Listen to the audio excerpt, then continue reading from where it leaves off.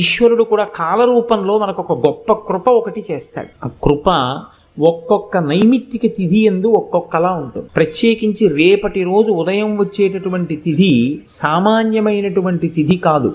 మాఘమాసంలో శుక్లపక్షంలో వచ్చేటటువంటి సప్తమిని రథసప్తమి అని పిలుస్తారు. ఎందుకు అలా పిలుస్తారు అంటే దీనికి 2 కారణాలు చెప్పారు పెద్దలు. దీన్ని నేను చాలా సూక్ష్మంగా మాత్రమే మీకు మనవి చేస్తాను. రథసప్తమి నాడు ఆకాశం అంతా నక్షత్ర మండలం రథాకారంలో ఉంటుంది. అందుకని దానికి రథసప్తమి అని పేరు.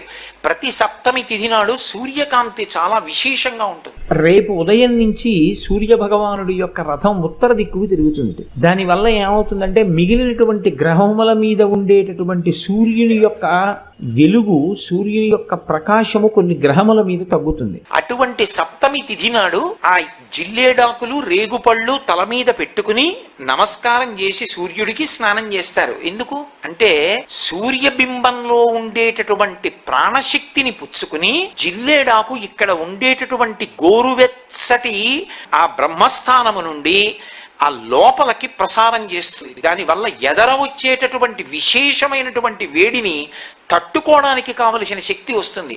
రేగు పండుకి ఓ లక్షణం ఉంది, పీడ తీస్తుంది అది. అందుకే పిల్లలకి భోగి పండగ నాడు చిల్లర పైసలతో కలిపి రేగుపళ్ళు పోస్తారు.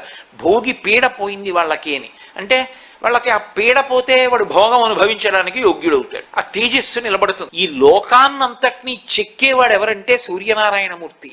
అంతటి మహానుభావుడు లోకంలో లేడు. అటువంటి బింబాన్ని మాంసనేత్రంతో చూడడానికి అనువైనది సూర్యబింబం ఒక్కటే.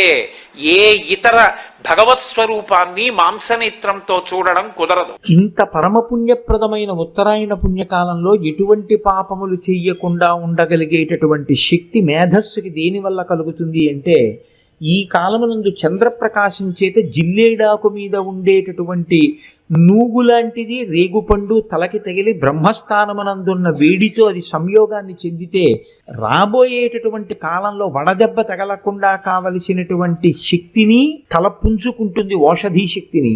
2, ఇంత పరమ పవిత్రమైన ఉత్తరాయణ పుణ్యకాలంలో ఎటువంటి పాపకర్మలు చెయ్యకుండా మనిషి రక్షింపబడతాడు.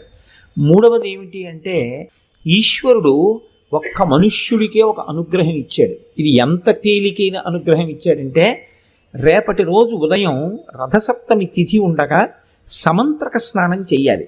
మంత్రం లేని స్నానం మీరు చేశారనుకోండి, అది కాకి స్నానం అని పిలుస్తారు.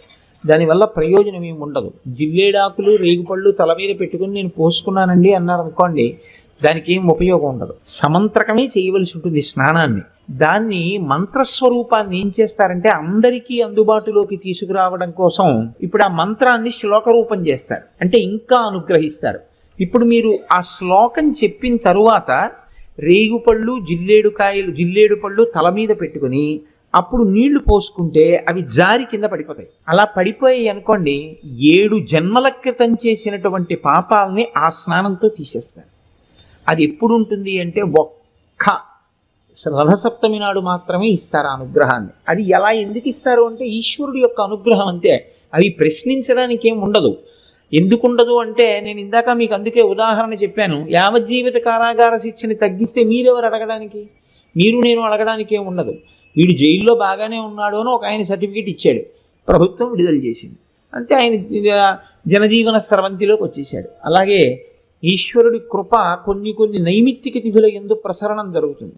అంత గొప్ప గొప్ప శక్తులు కలిగి ఉంటాయి. దానికోసం పెద్దలు ఏం చేస్తారంటే భవిష్యోత్తర పురాణంలో ఈ విషయాల్ని ప్రస్తావన చేస్తూ దానికి సంబంధించినటువంటి శ్లోకాలను ఇచ్చారు.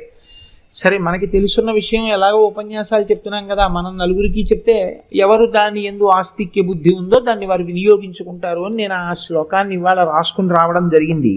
ఒక్కసారి మీరు వినండి, రేపు ఆ శ్లోకం చెప్పుకోండి.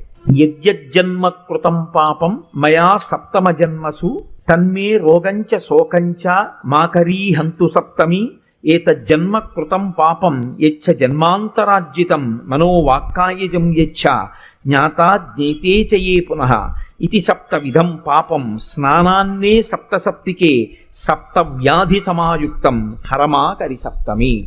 7 జన్మలలో 7 రకాలుగా చేసినటువంటి పాపముల వలన నేను పొందబోతున్నటువంటి 7 రకములైన భయంకర వ్యాధులు ఏమున్నాయో వాటితో సహా ఓ సప్తమి నేను ఈ రోజు ఉదయం చేస్తున్నటువంటి ఈ స్నానము చేత ఆ దురితము తొలగుగాక అని సంకల్పం చేసి ఎవరు స్నానం చేస్తారో వారికి ఆ పాపాన్ని తొలగిస్తారు. కాబట్టి ఇప్పుడు నేను చదివిన శ్లోకాన్ని రేపు మీ అందరూ చదువుకుని చక్కగా స్నానము చేయుదురుగాక. చక్కగా సమంత్రకంగా స్నానం చేయండి, దానివల్ల ఈశ్వరుడి యొక్క అనుగ్రహాన్ని పొందండి.